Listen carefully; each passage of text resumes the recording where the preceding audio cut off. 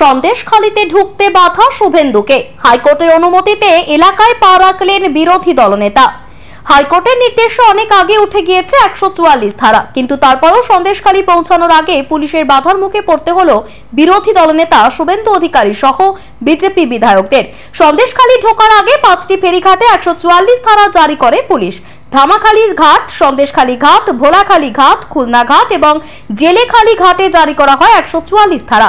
সন্দেশখালী প্রবেশের বেশ কিছুটা আগেই ধামাখালীতে আটকে দেওয়া হয় শুভেন্দু অধিকারীকে। বিরোধী দলনেতার সঙ্গে ছিলেন শঙ্কর ঘোষ, বিশাল লামা, তাপসী মণ্ডল এবং সুমিতা সিনহা। সন্দেশখালীতে যাওয়ার আগে এভাবে বাধা দেওয়ার কারণে উত্তপ্ত হয়ে ওঠে পরিস্থিতি। সন্দেশখালী প্রবেশের আগে বাধা পাওয়ার পর বিষয়টি পৌঁছে দেয় হাইকোর্টের প্রধান বিচারপতির বেঞ্চে। এরপরেই প্রধান বিচারপতির বেঞ্চে শুভেন্দু অধিকারী এবং শঙ্কর ঘোষকে সন্দেশখালীতে যাওয়ার অনুমতি দেওয়া হয়। আদালতের সেই নির্দেশ মেনে উত্তর 24 পরগনার ছোট্ট এই গ্রামে পা রাখেন বিরোধী দলনেতা। যদিও আদালতের নির্দেশের পরেও পুলিশের বাধার মুখে পড়তে হয় তাদের, তবে খুব বেশিক্ষণ তাদের আটকে রাখা সম্ভব হয়নি। আদালত থেকে নির্দেশ পাওয়ার পরেই শুভেন্দু অধিকারী বলেন, এটা সন্দেশখালীর মায়েদের জয়, তপশিলীদের জয়। অন্যদিকে আবার এদিন সিপিএম নেত্রী বৃন্দা কারাটকেও সন্দেশখালীতে ঢুকতে বাধা দেওয়া হয় বলে অভিযোগ। প্রসঙ্গত উল্লেখ্য, নতুন বছর শুরু হওয়ার পর থেকে উত্তেজনা ছড়িয়ে রয়েছে উত্তর 24 পরগনা জেলার সন্দেশখালীতে। রেশন দুর্নীতি মামলায় তৃণমূল নেতা শেখ শাহজাহানের বাড়িতে তল্লাশি চালাতে গিয়েছিলেন ইডি আধিকারিকরা, আর সেখানে গিয়ে আক্রান্ত হতে হয় তাদের।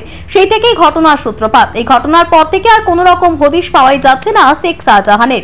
এলাকাবাসীর কথা অনুযায়ী তিনি লুকিয়ে রয়েছেন ওই এলাকাতেই। অন্যদিকে আবার নারীদের ওপর অত্যাচারের অভিযোগ উঠেছে উত্তর 24 পরগনা জেলার এই ছোট্ট গ্রামে। ঘটনার প্রতিবাদে ময়দানে নেমে পড়েছিলেন মহিলারা। তাদের সঙ্গে দেখা করতে সন্দেশখালীতে পৌঁছে যান রাজ্যপাল সিভি আনন্দ বোস। এমনকি ঘটনার প্রায় 4 থেকে 5 দিন পর মুখ্যমন্ত্রী মমতা বন্দ্যোপাধ্যায় একটি সভা মঞ্চ থেকে জানিয়েছিলেন, যারা দোষ করেছে তাদের উপযুক্ত শাস্তি দেওয়া হবে। এসবের মাঝে অবশ্য শেখ শাহজাহান ঘনিষ্ঠ উত্তম সর্দার এবং শিবু হাজরাকে গ্রেফতার করেছে পুলিশ। ইতিমধ্যে উত্তম সর্দারকে দল থেকে বহিষ্কার করেছে তৃণমূল। আর এবার সন্দেশখালী পৌঁছে গেলেন বিরোধী দলনেতা শুভেন্দু অধিকারী। উল্লেখ্য, চলতি বছরেই রয়েছে লোকসভা নির্বাচন। এখনো পর্যন্ত নির্বাচন কমিশনের তরফে দিনক্ষণ ঘোষণা করা না হলেও বিভিন্ন সূত্র থেকে জানা যাচ্ছে মাত্র কয়েকদিন পরেই ঘোষণা করা হবে ভোটের দিনক্ষণ। তার আগে থেকে অবশ্য ময়দানে নেমে পড়েছেন বিভিন্ন রাজনৈতিক দলের নেতা নেত্রীরা। আর এসবের মাঝেই সন্দেশখালীর ঘটনা নতুন করে মোড় নিচ্ছে। বিশ্লেষকরা বলছেন, লোকসভা নির্বাচনের আগে সন্দেশখালীর এমন ঘটনাকে রীতিমতো হাতিয়ার বানাতে চাইছে বিরোধী দলগুলি। অন্যদিকে আবার সন্দেশখালীতে তৃণমূল নেতাদের নাম জড়িয়ে থাকার কারণে সমস্যায় পড়েছেন তৃণমূল নেতৃত্ব, অন্তত এমনটাই বলছেন বিশেষজ্ঞরা।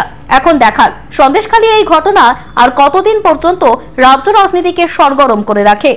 144 এর সঙ্গে myself and Shankar Ghosh not related. We are exempt because Honorable High Court yesterday passed a order that LOP along with Shankar Ghosh MLA Siliguri may go this area. Particularly এই অর্ডারে আছে Sandeshkhali 2 block, Sandeshkhali proper GP. আপনি ঘাটে আমাকে আটকাচ্ছেন, এটা আমি ওনাকে rethink করতে বলবো। আমি এখানে 1 ঘন্টা ওয়েট করব উনি রিথিং করেন কিনা। আমরা মারপিট করতে পারবো না।